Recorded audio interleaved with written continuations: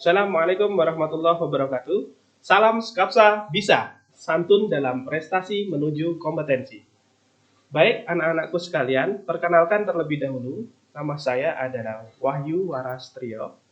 Di sini saya diamanai untuk memegang bidang studi pemrograman dasar. Nah, sebelum kita masuk ke materi, nanti terlebih dahulu saya akan menerangkan pemrograman dasar itu yang dipelajari apa saja sih? Seperti itu.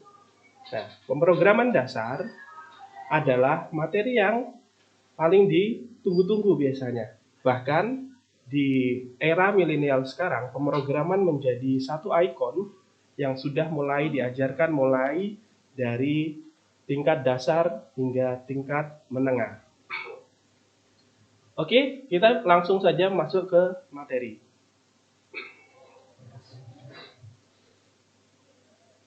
Pemrograman dasar.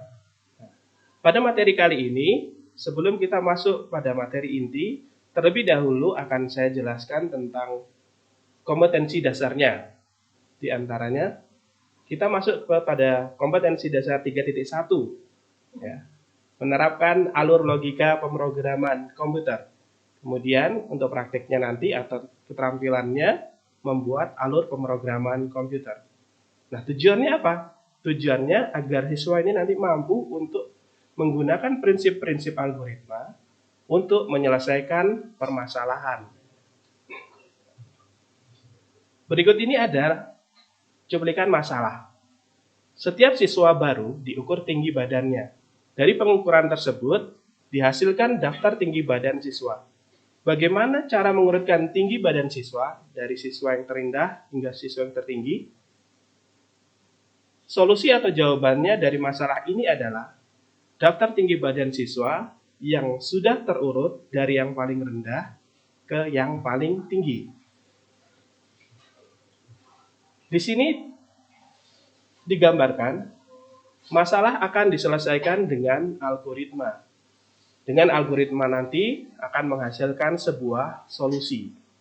Dari sini disimpulkan bahwa algoritma sendiri didefinisikan merupakan deretan instruksi yang jelas untuk memecahkan masalah, yaitu untuk memperoleh keluaran dari suatu masukan dalam jumlah waktu yang terbatas. Contoh algoritma adalah sebagai berikut. Nah, contoh algoritma update status di Facebook. Nah, biasanya siswa sekalian sudah tidak asing lagi untuk melakukan update status di Facebook dan di medsos ya. Nah, langkah-langkahnya atau algoritmanya adalah yang pertama, klik pada field atau isian, kolom isian yang tertulis apa yang Anda pikirkan.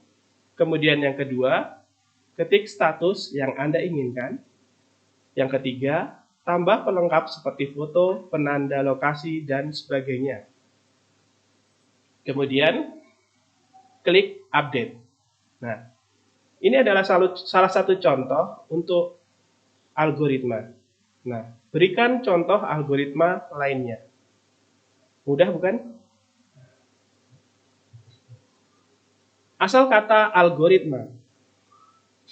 Asal kata algoritma berasal dari algorism. Ahli matematika muslim bernama Abu Ja'far Muhammad Ibnu Musa al-Khawarizmi. Nah, kata algoritma sering menjadi algoritma muncul karena sering terjadi salah pelafasan ya, dengan aritmetik sehingga akhiran SM menjadi THM. Ya. Kemudian, seiring dengan makin lumrahnya perhitungan dengan angka Arab, maka berangsur-angsur kata algoritma dipakai sebagai metode komputasi secara umum. Nah, prinsip algoritma adalah pegangan sehingga pada saat nantinya kita memilih atau membuat sebuah algoritma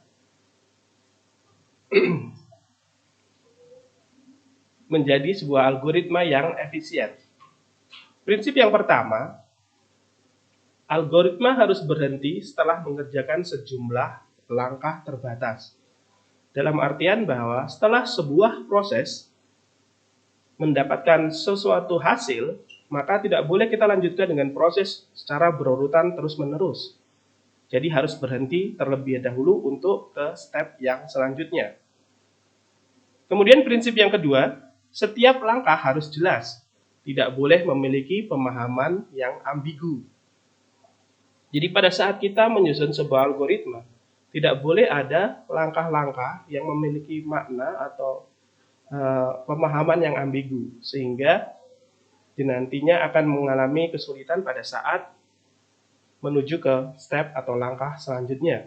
Kemudian prinsip selanjutnya, algoritma memiliki 0 atau lebih masukan atau yang biasa dikatakan input.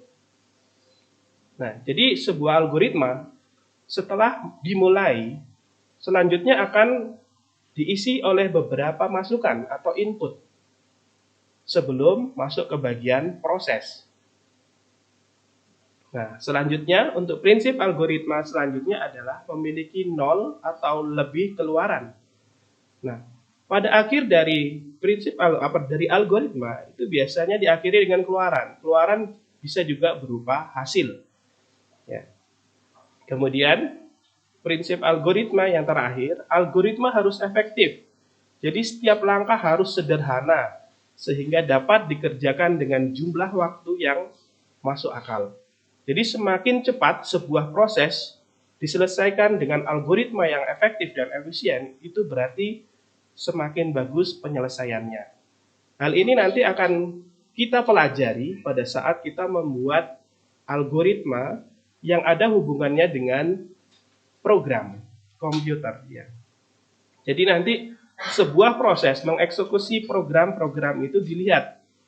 Semakin lama durasi waktunya, berarti program atau algoritma yang kita kerjakan tidak efektif. Tapi semakin cepat waktu yang dieksekusi, maka algoritma yang kita tentukan itu nanti merupakan algoritma yang efektif dan efisien. Nah, untuk algoritma sendiri, selain dalam pemrograman bisa diimplementasikan dalam kehidupan kalian. Ya.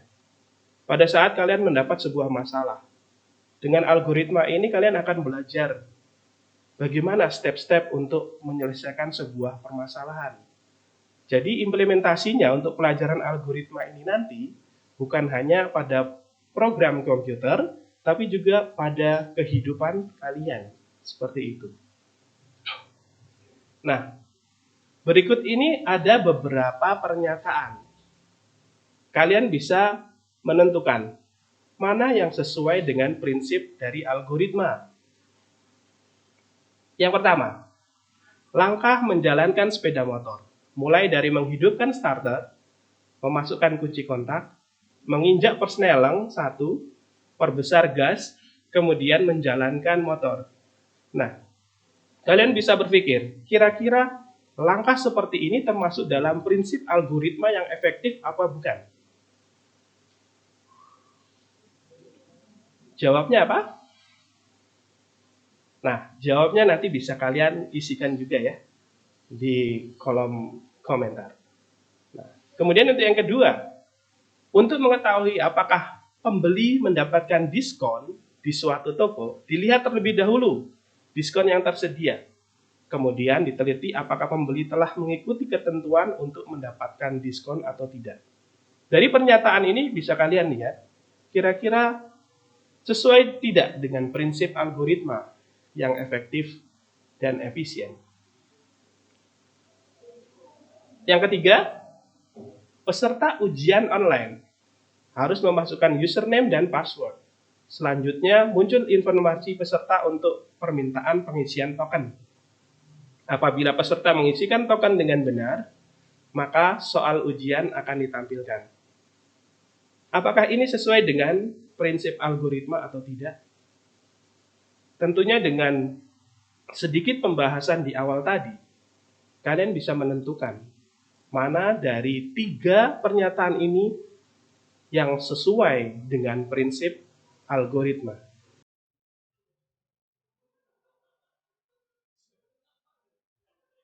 Sekian pemaparan untuk pertemuan pertama kali ini.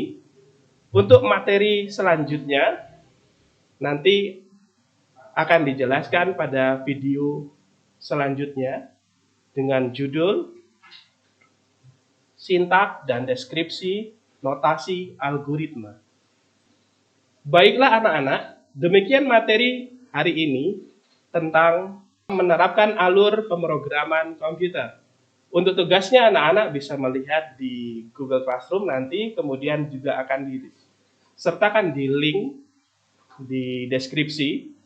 Nah, saya berharap dengan video yang singkat ini nanti bermanfaat, dan di pertemuan selanjutnya sesuai dengan yang saya sampaikan tadi, kita akan membahas bagaimana membentuk notasi penulisan algoritma dalam sebuah diagram flowchart.